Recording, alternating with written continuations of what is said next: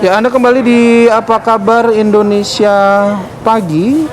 Kami hadirkan informasi mengenai penipuan pengadaan sembako jenis minyak goreng pemirsa yang sempat terjadi di wilayah Batam, Kepulauan Riau. Jadi dia adalah tersangka yang merupakan oknum ketua rukun tetangga di salah satu wilayah Batu Aji di Batam, Riau. Paling tidak sebanyak 1.300 orang pun tergiur untuk mendaftar demi mendapatkan sebuah minyak goreng. Namun setelah ditunggu, rupanya minyak gorengnya tak disalurkan, bahkan sang RT pun ini tak berada di rumahnya. Ternyata tersangka ini telah melarikan diri. Informasinya ke wilayah Palembang. Tersangka melakukan pengadaan sembako minyak goreng murah kepada warga dengan harga Rp60.000 per paketnya. Dalam kasus ini, tersangka telah mengumpulkan dana bahkan mencapai Rp76 juta.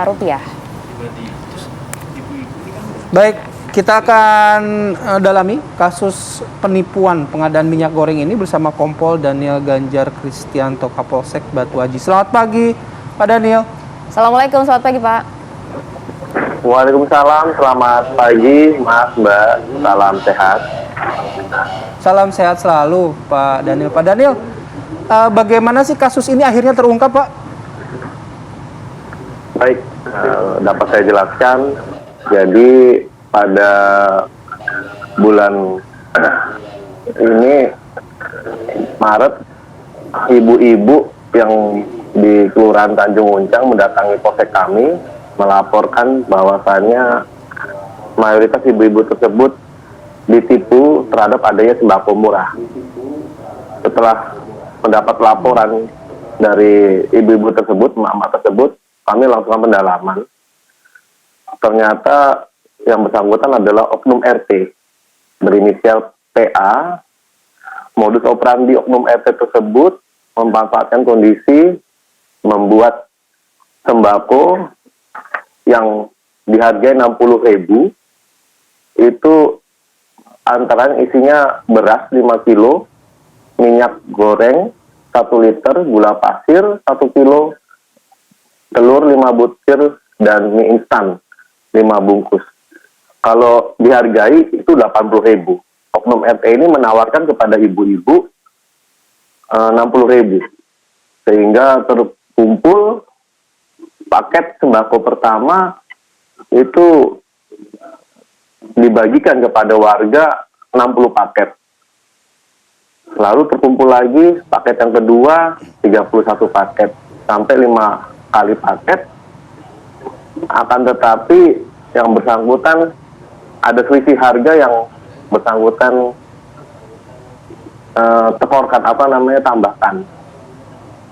Semakin banyak warga yakin, semakin banyak duit terkumpul, akhirnya saudara PA ini dikejar terus oleh warga, oleh ibu-ibu, dan melarikan diri ke Musi Banyuasin.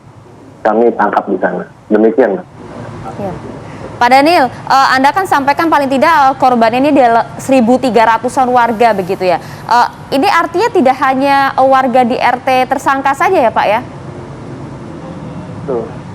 Jadi yang tertipu ini tidak hanya ibu-ibu di wilayah tersebut, tapi di kecamatan lain juga ikut membeli sembako tersebut. Oke. Yang bersangkutan memasukkan stempel RT. Ya, baik. Nah, tadi kan di awal juga Pak Daniel sempat menyebutkan bahwa sebenarnya sudah ada 5 kali ya Pak ya pengiriman paket yang berhasil lancar gitu, nggak akhirnya tersendat. Nah, apakah dari sini si pelaku pertama apakah memang berniat menipu atau karena kesulitan cash flow-nya ini Pak sehingga akhirnya tidak lagi mampu untuk menyediakan sembako? Memang hasil dari penyidikan, pelaku ini inisiatif sendiri mengadakan sembako, dan akhirnya dengan pancingan sembako pertama, kedua, ketiga, akhirnya ada cash flow di sini. Semakin banyak hasil uang yang terkumpul itu, yang bersangkutan akhirnya pergi meninggalkan rumahnya. Demikian. Pak, si tersangka ini sebenarnya latar belakang profesinya apa sih, Pak? memang pedagang kah atau bagaimana? Kenapa kemudian warganya begitu percaya menaruhkan uang yang cukup banyak kepada sang RT ini? Jadi yang bersangkutan karyawan swasta sampai sekarang dan menjabat sebagai RT. Lalu setelah kejadian ini yang bersangkutan tidak bekerja lagi, yang bersangkutan punya anak 3 dan kondisi masih di Palembang semuanya. Oke. Nah, Pak, dengan apa harga sembako yang tadi disalurkan, itu kan jumlahnya cukup banyak ya Pak Iya. ya. Pelaku ini bekerja sendiri atau mungkin ada rekan-rekan yang juga ikut membantu? Pada mulanya pelaku kerja sendiri, akan tetapi pelaku mendatangi saudara, ada 2 ibu di sini, mengajak sebagai koordinator lapangan.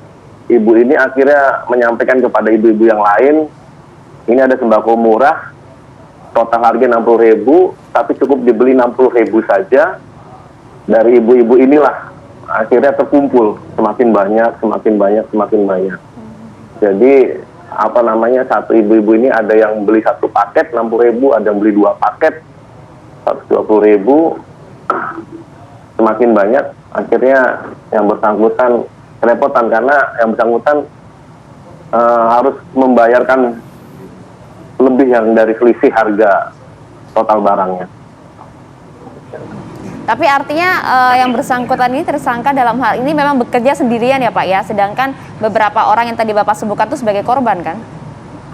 Iya, bekerja sendirian. Kami menanyakan RT lain, kami menanyakan juga Pak RW, kelurahan, bahwasannya ini mereka oknum RT ini bekerja sendirian, inisiatif sendiri.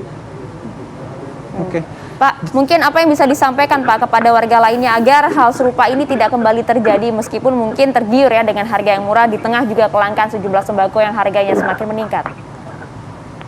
Baik, di kesempatan ini kami mengimbau untuk para warga, saudara-saudara, khususnya ibu-ibu, dapat lebih berhati-hati kembali ketika ada suatu tawaran harga atau paket sembako yang murah. Ibu-ibu ataupun warga, jika ada penawaran tersebut silakan tanya kepada Babin Kaptipmas, Pak Babinsa ataupun kelurahan, kecamatan, apakah ini memang benar program sembako murah. Akan tetapi kalau misalnya ada kejanggalan, dapat warga menyampaikan atau melaporkan kepada pihak kepolisian terdekat agar di dalam kejadian seperti ini tidak terulang lagi. Demikian. Oke. Pasal yang dikenakan dan ancamannya gimana Pak? Pasal ini merupakan tipu gelap yang kami sangkakan pasal 378 dan atau pasal 372. Adapun ancaman hukumannya kurang lebih 4 tahun. Baik. 4 tahun, baik. Terima kasih banyak. Pak Daniel atas waktunya sudah bergabung bersama kami pagi hari ini dan juga sudah memberikan informasinya pagi hari ini. Salam sehat selalu. Selamat beraktivitas, Pak Daniel. Terima kasih Pak, salam sehat dan juga salam untuk jajaran di sana. Selamat pagi, salam sehat, salam presisi.